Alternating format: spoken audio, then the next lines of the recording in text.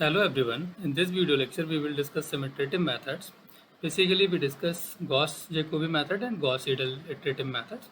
Previous video lecture में theory segment हम इसका कर चुके हैं iterative method, how it works. Okay, so now we discuss Gauss-Jacobi method with the example. We have a system of equation. एक ही example को हम दोनों method से solve कर लेते हैं. This is 3x1 minus 2x2 plus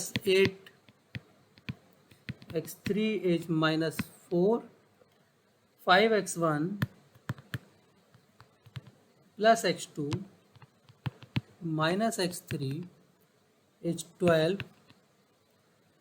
x1 plus 6x2 plus 2x3 is 6.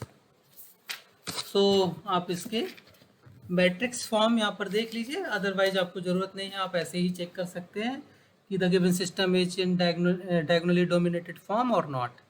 Okay, so if we talk about the sum 3x1 means this is a11, 3 is greater than the sum of this minus 2 and 8. No, so we can't start with this equation as the first for the x1 के लिए इससे आप solve नहीं कर सकते. This one 5 is greater than 1 and minus 1 sum. Yes, of course it is greater. So we can start with the x1. So we can start with this equation for x1. Okay, इसको हम x1 के लिए solve कर सकते हैं. अगले अब देखते हैं नेक्स्ट देखते हैं. इस इक्वेशन में फिर से आते हैं. अब हम इसको सेकंड मान लेते हैं क्योंकि भाई x1 के लिए तो हो गया, तो x2 के लिए करना है. x2 के लिए चेक करते हैं. This minus 2 यानी 2 is less than 2 is greater than 3 and 8. No, 2 is not greater than sum of 3 and 8. So we can't start with this equation for x2. Last one is 6 को take करते हैं and check that this 6 is greater than the sum of 1 and 2, modulus of 1 and 2. Yes, of course 6 is greater than with modulus 1 and 2. So this can be solved for x2. तो rest वाला आपका automatically x3 हो ही जाना है. ठीक है, सो आपको equations मिल गई, आप किस तरह से सॉल्व कर सकते हैं. सो सबसे पहले हम वर्ड्स भी यहाँ पे लिख ही दे रहे हैं, बाकी मैंने एक्सप्लेन आपको यहाँ पर कर ही दिया. Rearrange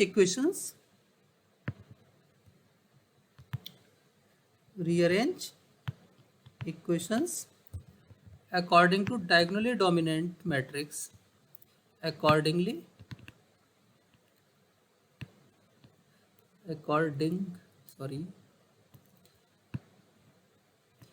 diagonally dominant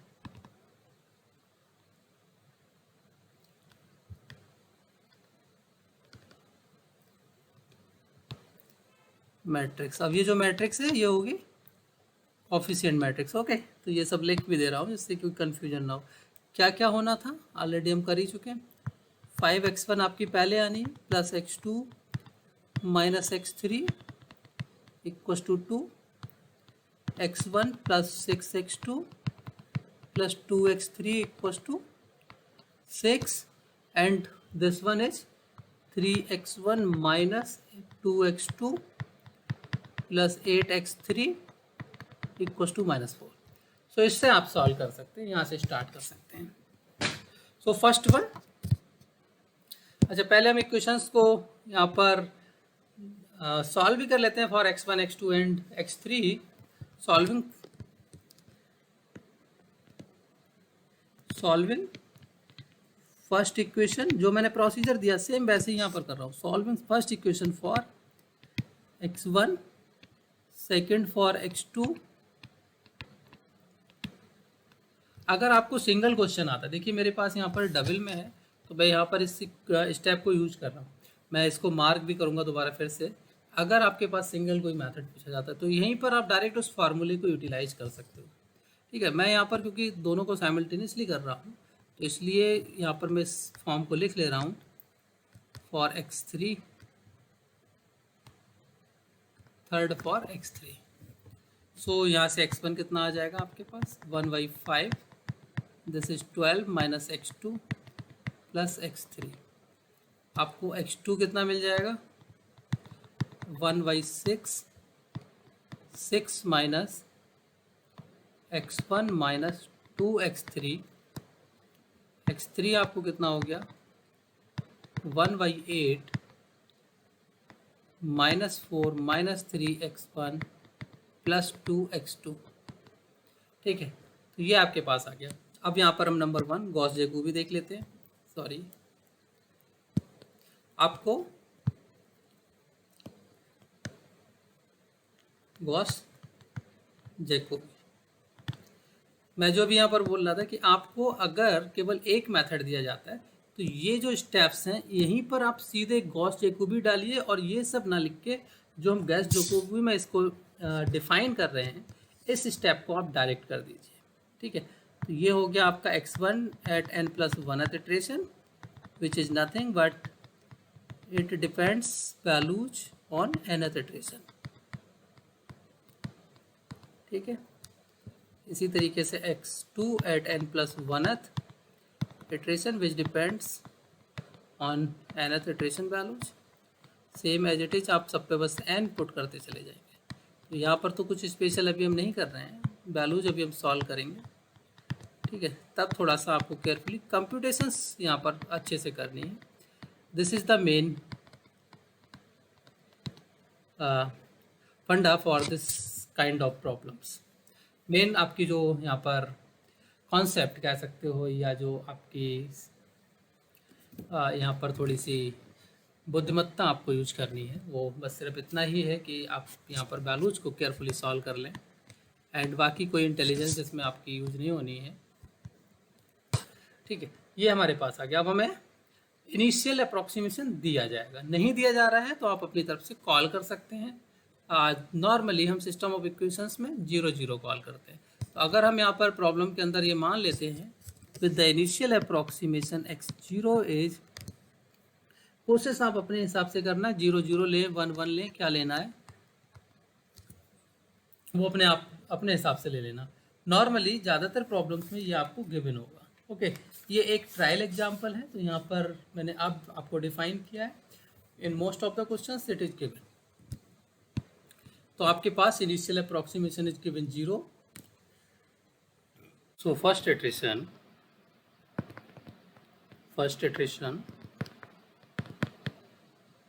put n equals to 0. So x1 at 1 is 1/5 12 minus x2 at 0th iteration plus x3 at 0th iteration. Okay, so we put values of x2 at 0th iteration and x3 at 0th iteration to compute the x1 at first iteration. So this is 1/5 12 minus, all these are initial guess is 0, so x2 0 is 0 plus x3 0 is 0, so this is 12/5, this is 12/5 which is approximately 2.4 10 and 20. Okay, 2.4. So next, x2 at first iteration, this is given by this second equation which is 1/6 6 minus x1 at 0th iteration minus 2 x3 at 0th iteration. So again substitute 0th iteration value, 1/6 6 minus 0 minus 2 into 0 which is 6/6, it means 1. Next, x3 at first iteration which is given by this third equation which is 1/8, okay, minus 4 minus 3x1 at 0th iteration plus 2x2 at 0th iteration, so which is 1/8 times of minus 4 minus 3 into 0 plus 2 into 0, so this is minus 4/8 which is 0.5 with negative. Okay, so our first iteration value, हम capital X जो vector लिख रहे हैं उसको x1 means जो superscript आप लिख रहे हैं, this represents for the iterations, so this is x1 at 1, x2 at 1, x3 at first iteration which is 2.41 and minus 0.5. अब आपको सेकेंड इटरेशन निकालना है. Put n equals to 1. So our second iteration x1 at second iteration. तो जहाँ जहाँ पर भी अभी आपने 0 पुट किया है इक्वेशन के अंदर, वहाँ पर अब आपको 1 1 पुट कर देना. So this comes 1/5 12 minus x2 at first iteration, 12 minus x2 at first iteration plus x3 at first iteration, sorry at first iteration. Okay, bracket भी हम मार्क कर लेते हैं. नॉर्मली ये रिप्रेजेंटेशन वे है. आपको 1 सुपरस्क्रिप्ट डायरेक्ट पुट करना चाहते हैं, you can put it. Okay, so the values are 1/5 12 minus x2. आपका फर्स्ट इटरेशन पे 1 आ रहा है. ये ऑलरेडी हमने यहाँ पर वेक्टर लिख रखा है, उससे कॉपी कर सकते हैं आप. दिस इज 1 प्लस x3 आपके पास है minus 0.5. सो फाइनली आप इसको कंप्यूट कर लीजिए. तो this comes 12 minus 1.5 means 10.5.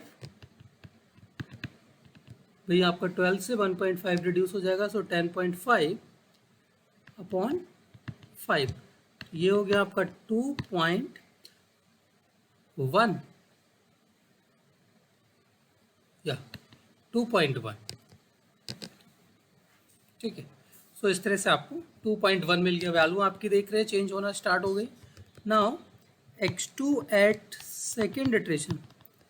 Equation आपके पास नोट डाउन होगी, उसको एज इट इज कॉपी कर लीजिए. बस 0 के प्लेस पे 1 पुट कर देना है. So process is very simple. 1/6 minus 6 minus x1 at first iteration minus 2x3 at first iteration, which is 1/6 into 6 minus x1 आपके पास आया था 2.4 minus 2 into x3 है माइनस का 0.5. सो फाइनली आप इसको कंप्यूट करेंगे. This is 1/6 6 minus 2.4 minus and minus plus हो जाएगा ये 1. This is the point.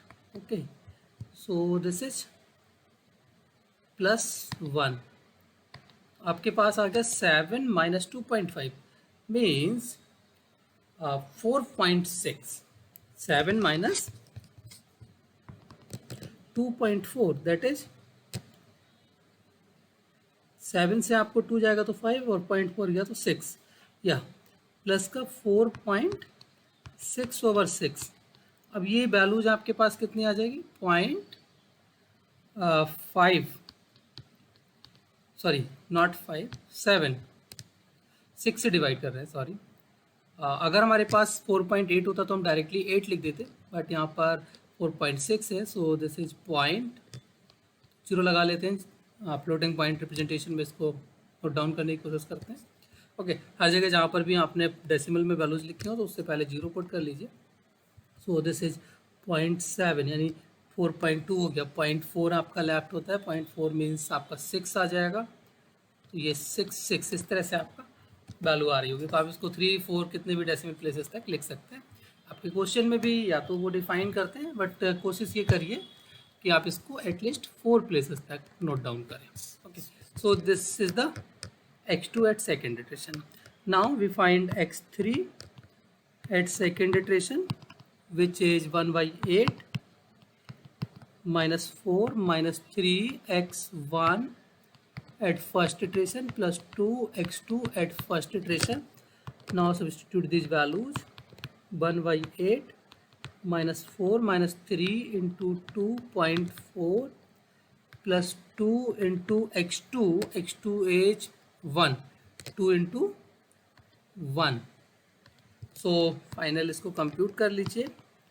This comes 1/8 minus 4 minus, I think this is the 7.2 minus 7.2 plus 2. So this is -9.2 upon 8, -9.2 upon 8. So this is -1.12 हो गया आपके पास. सो आपने 1 दिया, फिर 4 बचा, और 4 पर आप 4 दे सकते हैं.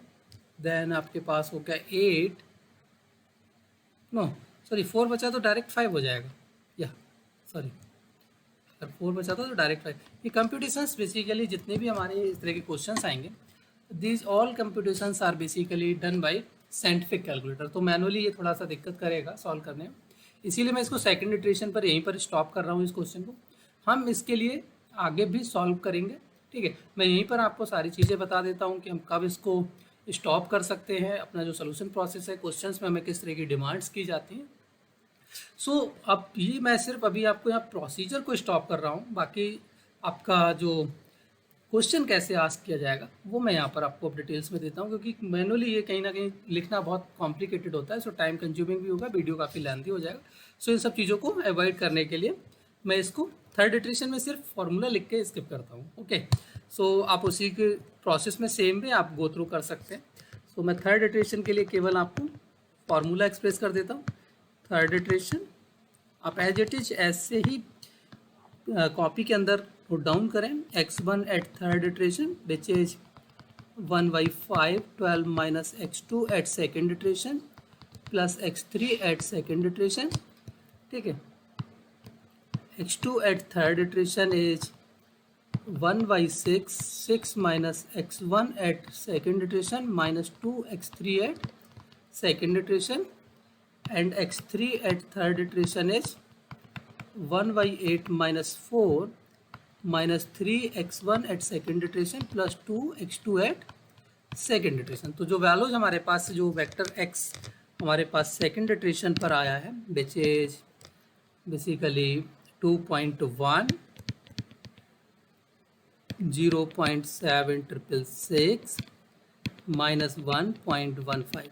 तो ये आपके पास x1 x2 x3 हैं एट द सेकेंड इटरेशन. इनको आप यूटिलाइज करेंगे. ओके, तो अब मैं इसको यहीं पर स्किप करता हूँ. आप पहले बात कर लेते हैं कि क्वेश्चंस को कैसे आपको स्टॉप करना है, क्या क्या आपकी पॉसिबली रिक्वायरमेंट्स आपको क्वेश्चंस में पूछा जाता है. सो इसको यहीं पर मैं ब्रेक करता हूँ. अब क्वेश्चंस में सबसे पहले आपके पास 2 टाइप से आपके जो स्टॉपिंग क्राइटेरिया हैं वो आपको हो सकते हैं. सबसे पहले आपके पास नंबर 1 हो सकता है वो आपको इटरेशंस गिवन हो. आपकी प्रॉब्लम में आपसे वो इटरेशंस आपको गिवन करें. सो आपके नंबर हो सकता है गिवन इटरेशंस हो सकते हैं आपके पास क्वेश्चन में, और you can say the number of iterations are given. Number of iterations to be performed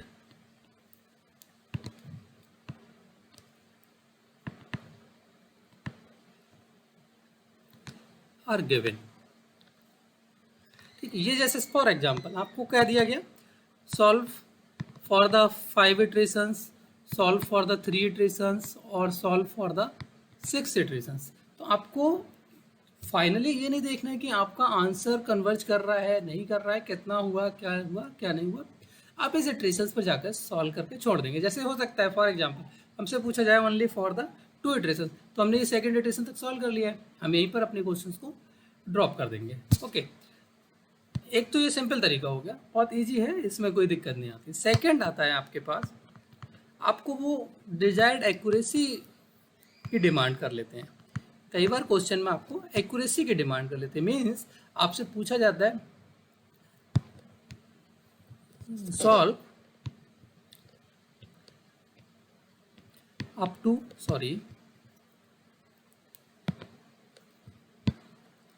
solve up to 3 correct decimal places, 3 correct decimal places. इसका मतलब क्या, ये सिर्फ लीनियर इक्वेशंस की मैं बात नहीं कर रहा हूँ, मैं बहुत ज़्यादा टेक्निकली भी नहीं जा रहा हूँ, मैं बेसिक्स केवल यहाँ पर सिखाने की कोशिश कर रहा हूँ. मैंने पहले भी स्टार्टिंग जो हमारा न्यूमेरिकल एनालिसिस का सीरीज स्टार्ट हुआ था उस वक्त भी बोला अभी हम केवल बेसिक्स यहाँ पर कर रहे हैं, हम एडवांस लेवल की कोई भी चीज़ यहाँ पर डिस्कस नहीं कर रहे हैं। जैसे सिस्टम ऑफ इक्वेशंस में आपको नॉर्म्स की भी ज़रूरत पड़ती है, सोल्यूशंस की कन्वर्जेंस आपको रिफ्लेक्ट करने के लिए, वो हम सब डिस्कस नहीं कर रहे हैं यहाँ पर।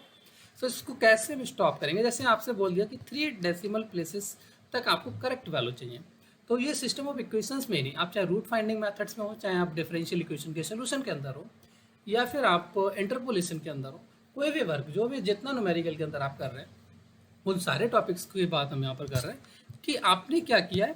3 डेसिमल प्लेसेस के लिए आपको नंबर ऑफ इटरेशंस खुद इवेल्युएट करने पड़ेंगे, आपको ये नंबर ऑफ इटरेशंस यहाँ पर मिलेंगे नहीं।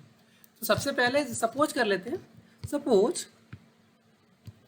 We have 2 consecutive iterations at nth iteration xn से symbolized by xn nth iteration and xn plus 1 means n plus 1th iteration। तो इन 2 iterations में हमारे पास वैल्यूज अवेलेबल है।